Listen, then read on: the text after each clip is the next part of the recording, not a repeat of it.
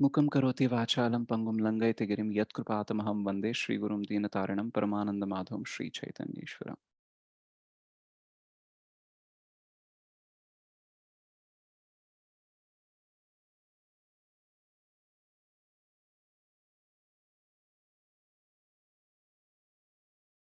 So thank you so much माताजी and प्रभु जी, आप जपा सेशन में ज्वाइन करने के लिए। तो आज हम कृष्णा बुक जो है, कृष्णा पूर्ण पुरुषोत्तम जो बुक है, जो दशम स्कंद के ऊपर प्रभुपाद जी ने हमें दिया है, उसके अनुवाद और थोड़े से तात्पर्य मिलाकर हमें जो किताब दी है, तो उसमें से हम आज सेकंड चैप्टर के बारे में चर्चा करने का प्रयास करेंगे। वैसे तो एक चैप्टर को, मतलब दशम स्कंद में 90 चैप्टर आते हैं, तो 90 अध्याय में से एक एक अध्याय के बारे में जब हम सारांश में भी बात करेंगे तो भी बहुत समय लग जाएगा। लेकिन कुछ जो विषय हैं जो हमें एज ऑफ नाउ सीखने के लिए बहुत इंपॉर्टेंट है, उस पर हम थोड़ा सा गौर करने का प्रयास करेंगे।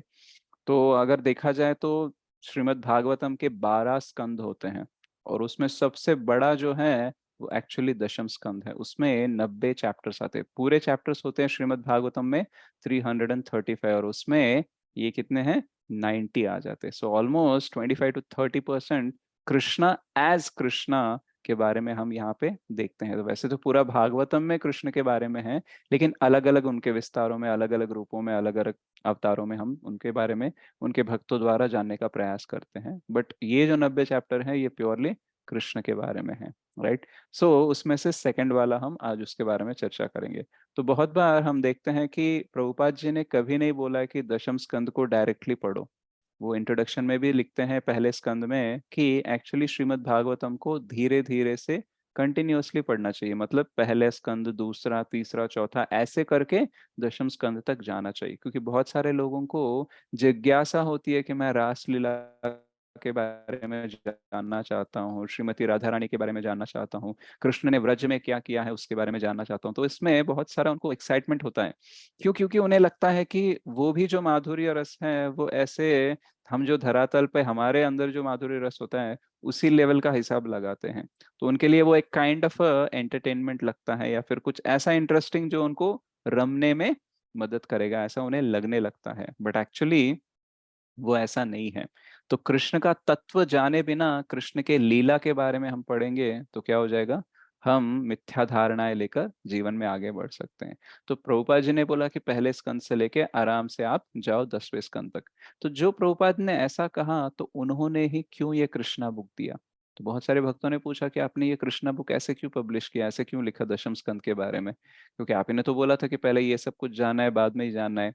तो प्रभुपाद जी ने बोला एक्चुअली लोग भगवत गीता पढ़ना ही बहुत बड़ी बात है। हम भी देखते हैं कभी कभी भक्त आ जाते हैं, भक्ति में 1-2 साल भी हो जाते हैं, लेकिन भगवत गीता कंप्लीट नहीं करते हैं, राइट। तो फिर अगर वो कब आएंगे भागवतम, कब आएंगे दशम स्कंद तक, तो ये सब टाइम लगेगा। और ऊपर से क्या हो रहा है, मैं अगर नहीं लिखूंगा तो कोई और कुछ और लिख देगा। और उसकी वजह से कृष्ण के बारे में, श्रीमती राधा रानी के बारे में, ब्रजलीला के बारे में शायद मिथ्या धारणाएं हो सकती हैं बहुत सारी। तो क्या होता है कि अगर सही चीज का प्रचार ना हो, तो फिर गलत चीज का प्रचार ऑटोमेटिकली होने लगता है। तो इसलिए इस बुक द्वारा एटलीस्ट वो कुछ ना कुछ तो कृष्ण के बारे में वास्तव में जानने का प्रयास करेंगे, और शायद इससे उनकी रुचि बढ़े, और शायद भगवत गीता फिर से अच्छे से पढ़े, और फिर श्रीमद् भागवतम पढ़ना शुरू कर दे। तो प्रभुपाद जी का ये प्रयत्न था कि सबको कृष्ण के बारे में पता चलना चाहिए। 4.9 में भगवत गीता में भगवान बोलते हैं, जन्म कर्म च मे दिव्यम एवं यो वेत्ति तत्वतः त्यक्त्वा देहम पुनर्जन्म नैति मामेति सो अर्जुना। जो मेरे जन्म के बारे में, कर्म के बारे में जान ले, क्या जान ले, ये जान ले कि वो वास्तव में दिव्य है। और है क्या, इस सब को जो वास्तव में जान ले, उसके साथ क्या होने वाला है, त्यक्त्वा देहम पुनर्जन्म नैति मामेति सो अर्जुना। जब वो जान लेगा, तो इस शरीर को त्याग कर उसे फिर से एक शरीर धारण करने की आवश्यकता नहीं है, क्योंकि वो मुक्त हो जाएगा, वो भगवत धाम चले जाएगा।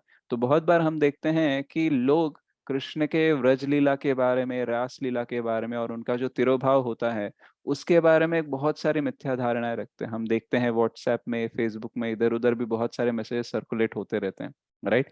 तो एक्चुअल में प्रॉब्लम क्या होता है कि बहुत सारे लोगों को पता ही नहीं है कि कृष्ण इस जगत में कैसे आए हैं।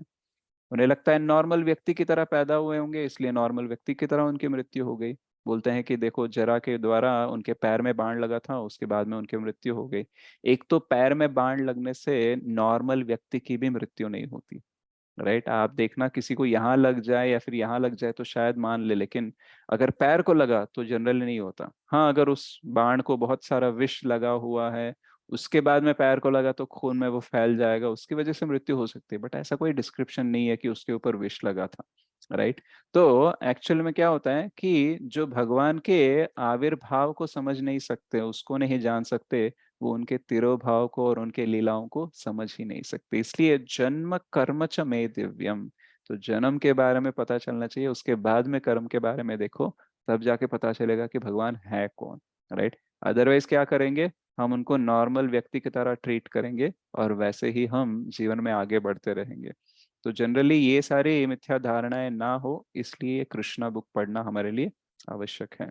तो इस कृष्णा बुक में हम देखते हैं कि कंस जो है वो सेकंड चैप्टर में हम देखते हैं कि कंस अपना बल बहुत बढ़ा रहा है, राइट। वो जो प्रलंबासुर, अघासुर, पूतना, बकासुर, केशी, ये सारे जो राक्षस है ना, इसके सारे मित्र हैं, और ऐसे मित्र हैं कि उसके नीचे ये काम करने वाले हैं, मतलब उसके ऑर्डर को फॉलो करने वाले हैं। और जरासंध जो इनके मामाश्री थे कंस के, उनके भी ये मतलब उनके साय में, मतलब उनका एक्चुअली देखकर, उनकी पोजीशन को देखकर वो और भी स्ट्रांग फील करते थे। तो इस वजह से क्या होता था कि कंस का जो विध्वंस हो रहा है, लोगों के ऊपर जो अत्याचार हो रहा है, वो बढ़ते जा रहे हैं। एक्चुअल में ऐसा कहा जाता है कि कंस के अत्याचार की वजह से यदुवंश में बहुत सारे लोग अलग अलग जगहों पे स्थित हो गए हैं। कुछ लोग तो इवन जंगलों में और बहुत सारे पर्वतों के अंदर भी वो छुप कर रहने लगे। और जो कंस की बात सुनते हैं वो कंस के साथ रहते हैं, जो कंस के विरुद्ध बात करता है उसे अपने प्राण बचाने के लिए कहीं और जाना होता है। इसलिए देखते हैं हम कि वसुदेव जी की एक और पत्नी है रोहिणी, वो ब्रजमंडल में रहती है, मतलब अपने गोकुल में रहती है, और बहुत सारे उनके रिलेटिव्स अलग अलग, मतलब कुरुवंश में, सॉरी कुरु राज्य में, शाल्व, पांचाला, यहाँ वहाँ फैले हुए रहते हैं। तो एक्चुअली क्या होता है, जब राक्षस के पास या फिर जिसका राक्षस गुण होता है उसके पास बल बढ़ता है ना, तो उस टाइम पे लोगों के ऊपर अत्याचार बढ़ता है, अधर्म की वृद्धि होती है। लेकिन जब भक्त के पास बल बढ़ता है तो बाकी जीवों के प्रति दया होती है, उनके लिए न्याय होता है, उनके लिए धर्म मिलता है और धर्म की वृद्धि होती है। तो जो भक्त होता है वो भगवान के साय में, भगवान का आश्रय लेकर लोगों के लिए अच्छा करना चाहता है। और जो राक्षस होता है वो क्या है, बाकी और राक्षसों का बल देखकर उसकी आड़ में वो क्या करता है, दूसरों के प्रति अन्याय करने लगता है। उसे लगता है कि कौन क्या कर लेगा, मेरे पास इतनी पावर है, राइट। और भक्त क्या सोचता है, मेरे पास भगवान है तो इस भगवान को सबको देना चाहिए, सबको अच्छा होना चाहिए, ऐसा सोचता है। तो वो अपने बल का दूसरों जीवों का उद्धार करने के लिए प्रयोग करता है, और जो राक्षस होता है वो अपने बल को दूसरे जीवों को एक्चुअली उसके ऊपर अत्याचार करने के लिए ये करता है, यूज करता है। इसलिए बल होना इम्पोर्टेंट है, लेकिन उसके साथ साथ हमारा चरित्र भी इम्पोर्टेंट है। अगर सही व्यक्ति के पास बहुत सारा बल होगा तो लोक कल्याण में वो उसका उपयोग कर सकता है, लेकिन अगर गलत व्यक्ति के पास होगा तो वो पूरे विश्व का विध्वंस भी कर सकता है। तो इसलिए बल हमें बढ़ाना चाहिए, लेकिन उस बल के साथ हमें बुद्धि और भक्ति भी बढ़ानी चाहिए, ताकि उस बल का सही उपयोग हम कर सके। तो जब 6 पुत्रों को कंस ने मार दिया था, उसके बाद में 7वां पुत्र आने वाला था, और वो कौन थे, भगवान के एक विस्तार थे, वो उनको अनंत बोलते हैं, या फिर शेष, या फिर संकर्षण भी बोलते हैं। तो ये द्वितीय चतुर्युग से आते हैं, ऐसा भागवतम में लिखा है। तो जब आते हैं 7वें बार, 7वां संतान आता है देवकी के गर्भ में, तो उस टाइम पे उन्हें डर लगता है कि 7वां पुत्र भी कंस के हाथों मारा जाएगा, तो ये बहुत दुख भरा विषय है। तो इस वजह से कृष्ण क्या करते हैं, ये सोच कर कि उनको ऐसा दुख ना आए, तो वो योग माया से बोलते हैं। तो भगवान के अंतरंगिक शक्ति और बहिरंग शक्ति होते हैं। वैसे तो एक ही शक्ति होती है, लेकिन उसके अलग अलग पहलू होते हैं, राइट। तो योग माया जो है वो भगवान की लीलाओं में उन्हें हेल्प करती है। तो योग माया शक्ति को क्या बोलते हैं, वो कि आप देवकी के गर्भ में जो है पुत्र, उसको आप रोहिणी के गर्भ में ट्रांसफर कर दो। राइट। तो इसलिए उनको जबरदस्ती यानी फोर्सफुल्ली उनको देवकी के गर्भ से निकालकर रोहिणी के गर्भ को ट्रांसफर किया, इसलिए क्या बोलते हैं, संकर्षण, ऐसा नाम भी उनको आता है, क्योंकि यहाँ से हम आकर्षित करके उसको वहां पे भेज रहे हैं। राइट। तो इसलिए संकर्षण रोहिणी के पुत्र बनते हैं, वैसे है वो देवकी के पुत्र लेकिन रोहिणी के गर्भ से वो जन्म लेते हैं। तो उसके बाद में आते हैं कृष्ण। तो ये जानने से पहले हमें ये इसकी चीज पर गौर देनी चाहिए कि भगवान का आगमन हमारे जीवन में होने से पहले गुरु का आगमन होता है। आपने देखा होगा कि हमको कृष्ण के बारे में पहले नहीं पता चला, हमें पहले कौन मिले थे, कृष्ण के बारे में बोलने वाले मिले, उसके बाद में ही कृष्ण मिले हैं। तो अभी भी अगर हमारे जीवन में कृष्ण की अनुभूति हो रही है, कृष्ण की उपस्थिति का अनुभव हो रहा है, तो इसलिए हो रहा है क्योंकि उनके बारे में कोई चर्चा करने वाला है, उनके बारे में कोई उपदेश देने वाले हैं। तो जब तक गुरु नहीं होते हैं हमारे जीवन में, तब तक भगवान नहीं आ सकते हैं। और भगवान द्वारा ही गुरु आते हैं, लेकिन पहले आगमन गुरु का होता है। इसलिए देखना, हम एक्चुअली भगवान को ढूंढने नहीं गए थे। जनरली देखा जाए तो बहुत सारे जो ज्ञानी होते हैं, बहुत जिज्ञासु होते हैं, तो वो भगवान को ढूंढने जाते हैं। राइट। लेकिन बहुत सारे हम में से ऐसे लोग हैं जो हमने कभी भगवान को ढूंढा ही नहीं है। भक्त हमें आए हमारे जीवन में और बोले कि देखो भगवान ये है और भगवान के बारे में पढ़ो, सुनो, भक्ति करो, ऐसा। राइट। तो एक्चुअली पहले गुरुजन आते हैं, उसके बाद में ही भगवान हमारे जीवन में आते हैं। एक्चुअली भगवान हमारे अंदर हृदय में परमात्मा की तरह स्थित होते हैं, लेकिन उनके अस्तित्व के बारे में कभी हमें जानकारी होती नहीं। अगर होती भी है तो हम उसको इग्नोर करते हैं। लेकिन जब गुरुजन आते हैं, वो हमें आत्मज्ञान देते हैं, आध्यात्मिक ज्ञान देते हैं, तब जाके कृष्ण के बारे में पता चलता है। तब जाके पता चलता है कि एक्चुअली कृष्ण है। राइट। और हमें उनका कुछ करना चाहिए, उनकी सेवा करनी चाहिए। तो ऐसी भावना गुरु के प्रति, गुरु के आने के बाद ही आती है। तो यहाँ पे क्या हो रहा है, कृष्ण 8वें पुत्र है, लेकिन 7वें कौन है, बलराम जी हैं। राइट। तो उनको अनंत बोलते हैं, शेष बोलते हैं, संकर्षण भी बोलते हैं, बलराम जी भी बोलते हैं। राइट। तो बल का जो अर्थ है इस बलराम में, वो भौतिक शक्ति या शारीरिक शक्ति नहीं है।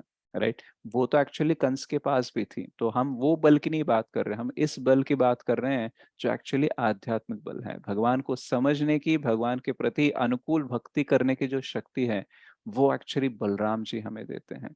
और वो करते हुए हम जो रमते हैं, वो रमना भी एक्चुअली बलराम जी की कृपा है। तो एक बल और राम दोनों मिक्स करके हमें मिलते हैं, इसलिए हम कृष्ण के प्रति समर्पित हो सकते हैं। तो बिना गुरु के हम कृष्ण भक्ति नहीं कर सकते हैं। इसलिए जो कोई भी हमें कृष्ण के बारे में बता रहा है, उसके प्रति हमें कृतज्ञ होना चाहिए। तो यहाँ पे क्या हो गया, अभी 7वां गर्भ यहाँ से ट्रांसफर हो गया रोहिणी के तब। तो यहाँ पे क्या हो जाता है, देवकी का ऐसा प्रतीत होता है कि मिस कैरेज हो गया। ओके। तो यानी अब बच्चा नहीं होगा। तो कंस को लगता है ठीक है, मैं पैदा हुआ तो मारने वाला था, अब पैदा हुआ ही नहीं है, तो फिर हम उसका कुछ नहीं कर सकते। अब नेक्स्ट आते हैं कृष्ण।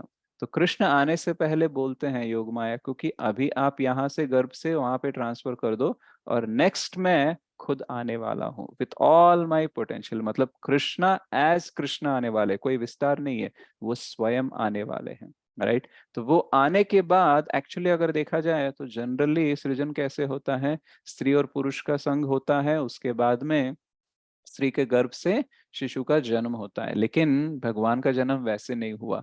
भगवान पहले वसुदेव के हृदय में, उनके हार्ट में, उनके माइंड में आए थे, एंड देन उनके माइंड से वो ट्रांसफर हुए देवकी के मन में, उनके माइंड में, और उससे गर्भ में। जब गर्भ में आए थे तो इतना तेजस था, इतनी सुंदर दिख रही थी देवकी माता, कि सबको ऑलमोस्ट कंफर्म हो गया था कि अब ये भगवान ही आ रहे हैं। हम देखते हैं कोई अगर स्त्री गर्भिणी होती है तो वो एक्चुअली बहुत सुंदर दिखती है, मतलब नॉर्मल ब्यूटी से ज्यादा उनका ब्यूटी ज्यादा दिखता है। क्यों वो ज्यादा आकर्षणीय दिखती है, क्योंकि अंदर जीव होता है। राइट। जो नई लाइफ एनर्जी होती है उससे एक्चुअली थोड़ा सा तेज पड़ता है। एक जीव अगर है तो ही थोड़ा सा तेजस होता है, लेकिन एक ही जीव के अंदर और एक जीव है, राइट, वो भी इंसान पैदा होने वाला है, तो वो तेज अलग होता है। अब मान लो अगर भगवान ही है स्वयं गर्भ में, तो फिर कितना तेजस होगा। तो ये तेजस देखकर एक्चुअली सबको कंफर्म हो गया, इवन कंस को भी कंफर्म हो गया था कि अब ये विष्णु ही, अब ये कृष्णा ही है, तो यही आने वाले हैं। तो उन्होंने सोचा कि एक्चुअली में अगर देवकी को अभी मार दूंगा तो प्रॉब्लम सॉल्व हो सकता है, लेकिन क्या है कि विष्णु के बारे में ना ज्यादा भरोसा नहीं है, वो कहीं और कोई और प्लान करके भी फिर से मुझे मारने के लिए आ सकता है। और ऊपर से इसको अगर मैं अभी मारूंगा तो मेरी रेपुटेशन का क्या होगा? लोग बोलेंगे यार एक तो स्त्री की हत्या की है, वही एक क्षत्रिय के लिए गलत बात होती है, और ऊपर से गर्भिणी, मतलब वो उसका गर्भ था, उसमें उस टाइम पे उसको मारना तो ये और भी बुरा हो जाएगा, तो मेरी रेपुटेशन खराब हो जाएगी। इसलिए मैं अभी इसको नहीं मारूंगा, मैं वेट करूंगा उसके बाहर आने तक बच्चे का, उसके बाद मैं प्लान करूंगा। तो एक्चुअली देखा जाए तो जो राक्षस होता है ना, वो दया भी किसी और के ऊपर इसलिए दिखाता है ताकि उसकी रेपुटेशन को कुछ ना हो। भक्त क्या सोचता है, मेरा कुछ भी हो जाए लेकिन दूसरे को आपत्ति नहीं आनी चाहिए, इस भाव से वो दया दिखाता है। लेकिन राक्षस क्या करता है, देखो इसके ऊपर दया नहीं दिखाऊंगा तो फिर मेरा रेपुटेशन जाएगा, मेरे साथ गलत हो जाएगा, राइट। इसलिए लोगों की नजर में मेरी रेपुटेशन रहने के लिए या तो मैं दया दिखाऊंगा या तो मैं मारूंगा। तो यानी इसमें स्वार्थ ही होता है। राक्षस हमेशा अपने बारे में ही सोचता है, भक्त हमेशा दूसरों के बारे में सोचता है। तो ये एक्चुअली फर्क होता है बड़ा। तो कंस ने उन्हें छोड़ दिया, वेट कर रहे थे। अब उस टाइम पे हमको ये एक विषय जानना है कि भगवान ने बोला जन्म कर्म च मे दिव्यम, तो यानी भगवान का जन्म नॉर्मल नहीं हो रहा है। ऐसा कौन सा बच्चा होता है जो माइंड से लेके दूसरे माइंड तक ट्रांसफर होके फिर गर्भ में आ रहा है? नॉर्मल प्रोसेस तो क्या होता है, संग करने के बाद में डायरेक्ट गर्भ में ही आता है। लेकिन भगवान का देखो ये रूट भी इतना यूनिक है, इससे हमें पता चलना चाहिए कि ये एक्चुअली भगवान है, नॉर्मल व्यक्ति नहीं है। तो नॉर्मली लोगों को जो मिथ्या धारणाएं होती हैं, कृष्ण के बारे में कुछ भी बोलने लगते हैं, उनका प्रॉब्लम ये है कि वो जानते नहीं है कि कृष्ण कैसे आए हैं। एक तो शास्त्रों के ऊपर उनका विश्वास नहीं होता है।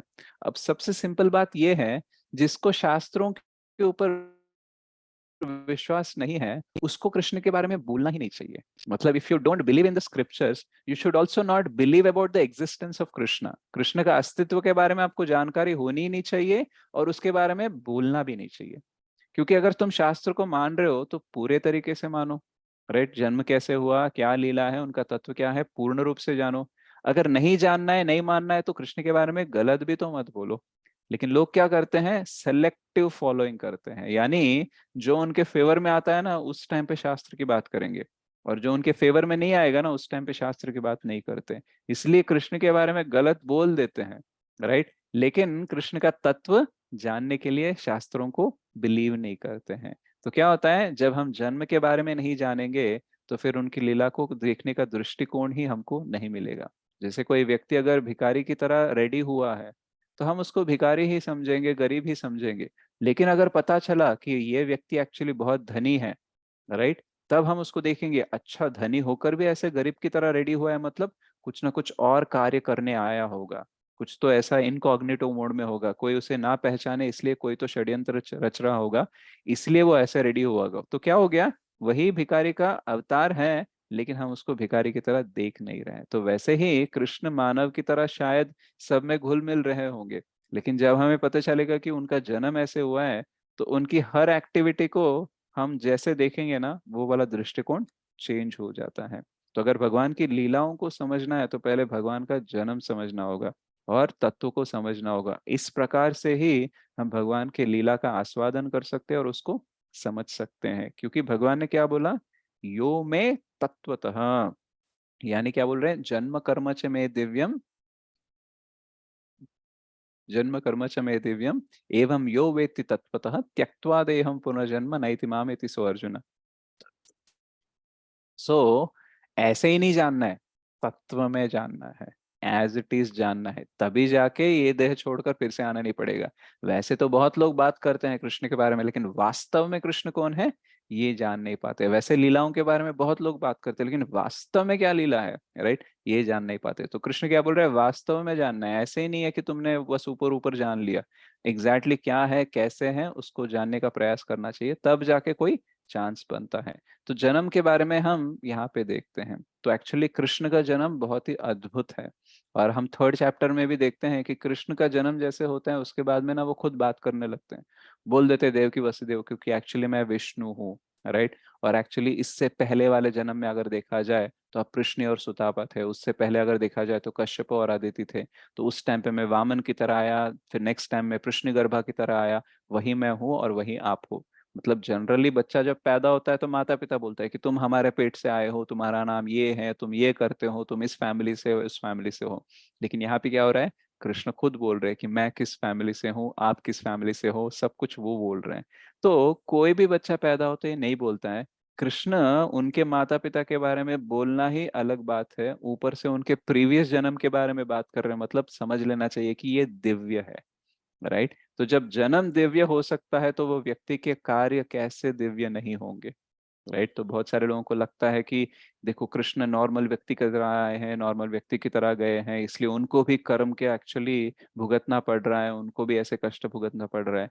तो एक्चुअली ये सब क्या है ना, मेच्योरिटी जब नहीं होती हमारी भक्ति में और तत्व ज्ञान में, परिपक्वता नहीं होती है, तब हम ये सब बातें करते हैं। एक्चुअली कर्म का सिद्धांत हमारे ऊपर लागू होता है, भगवान के ऊपर लागू नहीं होता, क्योंकि उनका जन्म लोक कल्याण के लिए हुआ है, भक्तों के लिए हुआ है। उनके जन्म का क्या कारण है, क्यों आते हैं, ये सब कुछ हमें शास्त्र पढ़कर पता चलता है। लेकिन हम में से कोई भी उस कारण के लिए नहीं आता है, हम अपने कर्मों के हिसाब से जन्म लेते हैं। लेकिन भगवान कुछ लीला करने के लिए, भक्तों को आनंद देने के लिए, उनके संरक्षण करने के लिए आते हैं। तो इसलिए हम पर जो लागू होता है सारी चीजें उन पर लागू नहीं हो सकते हैं। अगर हमको पता नहीं होगा इसको तो हम फिर कंफ्यूजन में पूरा जीवन निकाल देंगे कि यार भगवान के साथ भी ऐसा हुआ क्योंकि उनका ऐसा कर्म था, वैसा कर्म था, उन्होंने ये किया वो किया, ऐसा नहीं करना चाहिए था, वो वैसा नहीं करना चाहिए था। तो ये सब क्या है, हमारा तत्व ज्ञान ठीक नहीं है, इसलिए ये सब मिथ्या धारणाएं हमें आती रहती हैं। तो यहाँ पे जन्म से ही हमको पता चल गया कि कृष्ण दिव्य है, वरना ऐसे तो कोई जन्म किसी का होता ही नहीं है। अब जब तेजस इनका इतना बढ़ गया था देव की माता का, तो फिर सबको कंफर्म हो गया, तो कंस को भी कंफर्म हो गया। तो अब कंस प्लानिंग कर रहा है कि कैसे करना चाहिए, क्या करना चाहिए। तो वो सततम क्या करता था, कृष्ण के बारे में स्मरण करता था। तो जनरली हम सबको भी आचार्य क्या बताते हैं कि always remember Krishna, never forget Krishna.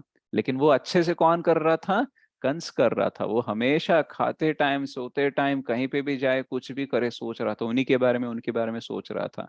But actually वैसा सोचना ठीक बात है, लेकिन गलत बात इसलिए है क्योंकि वो शत्रु के भावना से सोच रहे हैं। तो हमें कृष्ण का स्मरण होना चाहिए सतत, लेकिन उनके अनुकूल होना चाहिए, प्रतिकूल नहीं होना चाहिए। अनुकूल होगा तो हमें आध्यात्मिक लाभ मिलेगा, अगर प्रतिकूल है तो हम भौतिक धारणा में ही हमारा जीवन निकाल देंगे। तो कंस क्या सोच रहा था कि कैसे मारूंगा, कैसे बाहर आएंगे, उसके बाद में क्या करना है, इसके बारे में सोच रहा है। भक्त कैसे सोचता है कि मैं कृष्ण की सेवा कैसे करूंगा, उनके प्रत्यार्थ के लिए मुझे क्या करना चाहिए, क्या नहीं करना चाहिए, ऐसे सोचते रहते हैं। तो भक्त भी सोचता है, कंस भी सोच रहा है, लेकिन फर्क क्या है, कंस मारने की बात कर रहा है और भक्त सेवा करने की बात कर रहा है। इसलिए हमें भावना कैसी होनी चाहिए, भक्त की तरह होनी चाहिए, सेवा करने की भावना होनी चाहिए। तो ये सारी चीजें हम क्यों समझने का प्रयास कर रहे हैं, क्योंकि जब तक हम नहीं समझेंगे कि भगवान कैसे आए हैं, वो क्या करते हैं, क्यों करते हैं, उनका तत्व क्या है, तब तक हम उनके प्रति समर्पित नहीं हो सकते, उनके बारे में अच्छे से सोच नहीं सकते। तो कंस तो सोच रहा है लेकिन वो स्वार्थी होकर सोच रहा है, और ये वाला सोच हमारे लिए उतना फेवरेबल नहीं है। तो इसलिए हमें उनके बारे में अनुकूल होने का प्रयास करना चाहिए। और वैसे अनुकूल होने के लिए हम क्या देख सकते हैं कि जैसे ही देवकी माता के गर्भ के अंदर कृष्ण आए थे, वो इतनी तेजस के साथ भरी थी, उस टाइम पे सारे देवी देवताओं को भी कंफर्म हो गया था कि अब कृष्ण ही है। तो वो सब प्रकट हो जाते हैं वहां उनके सामने और अपनी प्रार्थनाएं व्यक्त करते हैं। तो जब प्रार्थनाएं करते हैं, जनरली जब कृष्णा बुक आप पढ़ोगे, स्पेशली वो नॉर्मली भगवत गीता कंप्लीट करने के बाद या फिर दशम स्कंद में आने के बाद तो नहीं पढ़ते ना हम, तो पहले ही पढ़ लेते हैं। इसलिए बहुत बार ऐसा हो सकता है कि प्रेयर्स जब देखते हैं, कोई भी प्रार्थना अर्पित कर रहा है, तो हमको लगता है सेम मैटर ही तो बता रहे हैं। स्पेशली मैं जब पढ़ रहा था 2018 में, तो मुझे लगा यार सेम प्रेयर्स तो है, वही बोल रहे हैं कि आप इसके मूल हो, उसके स्रोत हो, ऐसे सब कुछ सेम ही है ना। तो मैं ऐसे फास्टली पेजेस टर्न करता था और सोचता था कि चलो कुछ कहा नहीं है तो देखेंगे ये प्रेयर्स तो सेम ही रहेंगे, उसमें कुछ नहीं है। लेकिन एक्चुअली जैसे जैसे बढ़ते गए ना आगे, तब पता चला भगवान के बारे में तत्व ज्ञान जानना है ना, प्रेयर्स आर द बेस्ट। मतलब वो ब्रह्मा जी जो प्रेयर्स अर्पित कर रहे हैं, कुंती महारानी जो प्रेयर्स कर रही है, गजेंद्र जो प्रेयर्स अर्पित कर रहे हैं, प्रहलाद महाराज जो बोल रहे हैं, उसी में एक्चुअली पता चलता है कि भगवान कौन है, भगवान के साथ हमारा क्या कनेक्शन है, कैसा हमें उनके साथ बर्ताव करना चाहिए, ये सब पता चलता है। जनरली हमको अगर पता चल जाए कि भगवान हमारे लिए क्या क्या करते हैं, वो कैसे हैं, तो एक्चुअली समर्पित होने में हमको ज्यादा टाइम नहीं लगेगा। लेकिन अभी हमको बहुत टाइम लगता है, उनका आश्रय नहीं ले पाते हैं, क्योंकि अभी भी हम उनके बारे में उतना जानते नहीं हैं। जैसे मान लो अगर कोई कंपनी में कोई एम्प्लॉय है, उसको अगर कंपनी बोल दे कि देखो तुमको इंश्योरेंस मिलेगा, हेल्थ इंश्योरेंस मिलेगा, मेडिक्लेम मिलेगा, तुमको हर साल प्रमोशन मिलेगा, तुम्हारा इंक्रीमेंट होता रहेगा, तुम कहीं टूर पे जाओगे तो तुमको पैसे भी हम देंगे, राइट, तुम्हारा कुछ हो जाता है तो उसका भी हम आपका देख सकते हैं, तुमको गाड़ी देंगे, तुमको पेट्रोल का पैसा देंगे, ये सब बोलेंगे ना, तो बंदे को लगेगा यार कंपनी के लिए कुछ करना चाहिए, क्योंकि इतना कुछ कर रहा है मेरे लिए कंपनी, तो मुझे बहुत ही निष्ठा के साथ कंपनी को आगे लेके जाना चाहिए। तो ऐसा सद्भावना आता है, ऐसा डिटर्मिनेशन आता है। लेकिन मान लो अगर कंपनी बोल दे कि देखो भाई यही सैलरी रहेगी, अगले 5 साल तक कोई प्रमोशन नहीं होगा, सबके खर्चे तुमको होना पड़ेगा, कोई मेडिक्लेम नहीं मिलेगा, कोई कुछ इंक्रीमेंट नहीं मिलेगा, ऐसा बोलेंगे ना, तो बंदे को लगेगा यार दूसरी नौकरी मिलने तक मैं यह करूंगा, उसके बाद में कहीं और चला जाऊंगा। तो कोई लॉयल्टी नहीं रहती है, वो समर्पित नहीं होता है, बस काम के लिए है। जिस दिन मेरे को अच्छी नौकरी मिल जाए, बस मैं इस नौकरी को लात मार कर चला जाऊंगा, ऐसी भावना रहती है, राइट। तो भगवान के बारे में जब हम ज्यादा जानेंगे ना, तो एक्चुअली भगवान के लिए कुछ करने का मन भी होगा, राइट। हमें लगेगा यार भगवान से हम इतना लेते हैं, इतना कुछ करते हैं भगवान हमारे लिए, और मैं उनके लिए क्या करता हूँ, कुछ नहीं करता हूँ, तो मुझे भी कुछ करना चाहिए। तो ऐसी भावना आ सकती है। जब प्रार्थनाएं हम सुनते हैं तो देखो वो सबके कैसे मूल हैं, मूलभूत हैं, और कैसे वो सबका संरक्षण करते हैं, कैसे वो सबका योग क्षेम वहाम्य हम करते हैं, ये सब कुछ पता चलता है। तो एक दो प्रेयर्स यहाँ पे ऐसे आते हैं कि यदि आपके भक्त थोड़े से पथभ्रष्ट भी हो जाए, आप उनका संरक्षण करना छोड़ते नहीं हो, ऐसा बोलते हैं। तो यानी हम देखते हैं कि बहुत बार हम भक्ति में आने के बाद भी थोड़ा थोड़ा सा पथभ्रष्ट होने लगते हैं, लेकिन भगवान कभी हाथ नहीं छोड़ते हमारा। इसलिए 9.31 में भी भगवत गीता में क्या बोलते हैं, क्षिप्रम भवति धर्मात्मा शाश्वत शांतिम निगच्छति कौन्तेय प्रतिजानीहि नामे भक्त प्रणश्यति। हो सकता है कि वो गलत इंप्रेशंस की वजह से, कुछ पुरानी चीजों की वजह से वो बहुत बड़ी गलती भी कर दे, 9.30 में बोलते हैं। लेकिन 9.31 में क्या बोलते हैं कि जल्दी से ही वो फिर से स्थित हो जाएगा भक्ति में, कोई टेंशन पड़ने की जरूरत नहीं है, और उसका नाश नहीं होगा, राइट। तो भगवान गारंटी जो दे रहे हैं, तो वही गारंटी के बारे में इधर ब्रह्मा जी और शिव जी और ये सारी देवी देवता भी बात कर रहे हैं। तो यहाँ पे एक और चीज हम जान सकते हैं कि ब्रह्मा जी, शिव जी और इंद्र, चंद्र, सूर्य, ये सब आके प्रेयर्स यहाँ पे कर रहे हैं। तो यहाँ पे हमें पता चलता है कि एक्चुअली भगवान की पोजीशन अलग है। कभी कभी बहुत लोग बोलते हैं कि सब सब लोग एक ही तो है, किसी का भी नाम जप लो, किसी की भी पूजा कर लो, सब एक ही है, राइट। तो एक कैसे है, एक कैसे नहीं है, अगर हम ये नहीं जानेंगे तो क्या हो जाएगा, हम अपराध कर बैठेंगे। जैसे हम नाम अपराध में पढ़ते हैं कि भगवान का जो नाम है वो बाकी नामों की तरह नहीं है, राइट, क्योंकि भगवान का नाम और भगवान में कोई भेद नहीं है, वो अभिन्न है। नाम नामिनो सेम है, लेकिन बाकी जो है उनका नाम में और व्यक्ति में फर्क होता है। जैसे भगवान 4th चैप्टर में बताते हैं कि सूर्य देव को मैंने ये ज्ञान दिया था, और उस सूर्य का नाम है विवस्वान, राइट। तो यानी सूर्य एक पोजीशन है, और अलग अलग आत्माएं वो पोजीशन लेते हैं। जैसे अभी जो इंद्र हैं, वो नेक्स्ट सेम इंद्र नहीं रहेंगे, बलि महाराज अगले मनवंतर में इंद्र बनने वाले। तो इंद्र और इंद्र व्यक्ति अलग है, लेकिन कृष्ण और कृष्ण व्यक्ति दोनों सेम है। इसलिए जो रक्षण देता है हमें, नाम ले लो तो भी क्यों संरक्षण मिलता है, क्योंकि नाम और नामी में भेद नहीं है, राइट। और हम देखते हैं कि शिव जी, ब्रह्मा जी, ये सब लोग भी जब आपत्ति आती है, उनके कंट्रोल के बाहर होती है चीजें, तो भगवान का ही आश्रय लेते हैं। हम देखते हैं 1st चैप्टर में भी भूदेवी आके ब्रह्मा जी को बोलती है कि ऐसा ऐसा चल रहा है, तो फिर वो लेके जाते हैं सब लोगों को मिलकर क्षीर सागर के पास, विष्णु से आदेश लेने के लिए, उनका आश्रय लेने के लिए। तो एक्चुअली देखा जाए तो जनरली कृष्ण का आश्रय कितना इंपॉर्टेंट है कि ब्रह्मा जी और शिव जी भी आके आश्रय लेते हैं, और वो स्वयं भगवान को प्रणाम मतलब प्रेयर्स अर्पित कर रहे हैं, ये सोचकर ये जानकर कि उनका ही आश्रय सबसे अल्टीमेट है। तो यहाँ पे क्या हो जाता है, ये बात क्यों हमें जानने की जरूरत है? क्योंकि बहुत बार हम लोगों का ओपिनियन बहुत सीरियसली लेते हैं, किसी व्हाट्सएप मैसेज को, फेसबुक मैसेज को हम इतना सीरियसली ले लेते हैं कि हम भगवान के बारे में कुछ भी सोचने लगते हैं, कुछ भी बात करने लगते हैं।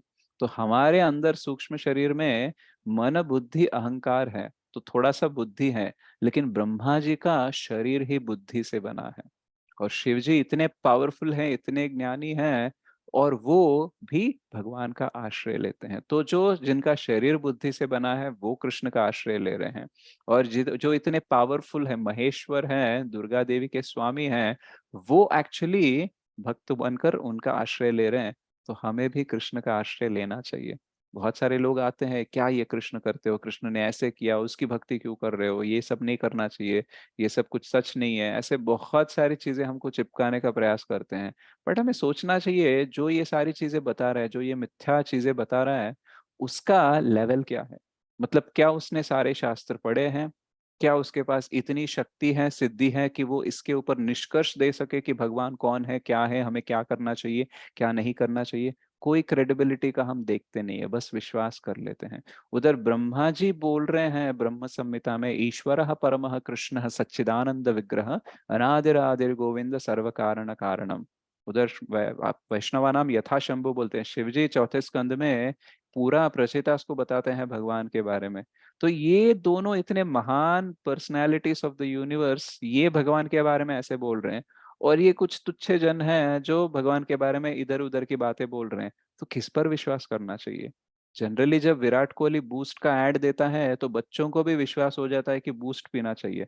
क्यों? क्योंकि यद यद आचरति श्रेष्ठ तत्तदेव तरो जनः। हाँ, तो विराट कोहली क्रिकेट में इतना सुपरस्टार है, मेरे को भी क्रिकेट में अच्छा बढ़ना है, मेरे को भी अच्छा सक्सेसफुल बनना है, तो मेरे को भी बूस्ट पीना चाहिए। तो बच्चा भी समझ लेता है, इसलिए बच्चे बूस्ट पूछते हैं, राइट? तो बड़े बड़े ब्रांड एम्बेसडर जो होते हैं ये सारे सेलिब्रिटीज होते हैं, स्पोर्ट्स स्टार्स होते हैं। क्यों? क्योंकि उनको देखकर हमारा प्रोडक्ट बिक जाएगा, राइट? तो ये जो नॉर्मल व्यक्ति है, जो शायद एक जीवन काल में कुछ सुपरस्टार बना होगा, इसके प्रति हमारा इतना समर्पण है, लेकिन जिस व्यक्ति के बारे में ब्रह्मा जी बात कर रहे हैं, शिव जी बात कर रहे हैं, उस व्यक्ति के प्रति हमारा कोई समर्पण नहीं है।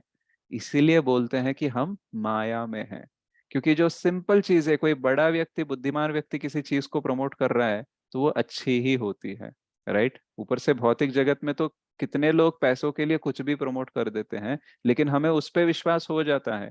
लेकिन इधर ब्रह्मा जी और शिव जी एक ऐसा प्रोडक्ट और ऐसा व्यक्ति के बारे में बात कर रहे हैं, प्रोडक्ट तो बोलना ही चाहिए, बहुत ही तुच्छ चीजें बोल रहा हूँ मैं, तो उतने महान भगवान के बारे में प्रमोट कर रहे हैं, और हमारा विश्वास नहीं बैठता है, क्योंकि माया का प्रभाव चल रहा है। सिंपल चीजें जो बच्चा समझ जाता है, हम समझ नहीं पाते हैं इस चीज के बारे में। तो ये सब क्यों चल रहा है? क्योंकि हमारा माया का कवरिंग बहुत ज्यादा है। तो जब हम भागवत पढ़ेंगे, भगवान की सेवा करेंगे, भक्तों की सेवा करेंगे, नित्यम भागवत सेवाया, राइट? तो क्या होता है, उससे हमारा हृदय शुद्ध होकर हमें कृष्ण के प्रति विश्वास बढ़ता है, उनकी दिव्यता के ऊपर हमारा और थोड़ा सा क्या होता है, विचार जो होता है वो प्रबल हो जाता है। तो उसकी वजह से हम कृष्ण के प्रति और भी ज्यादा समर्पित होने लगते हैं।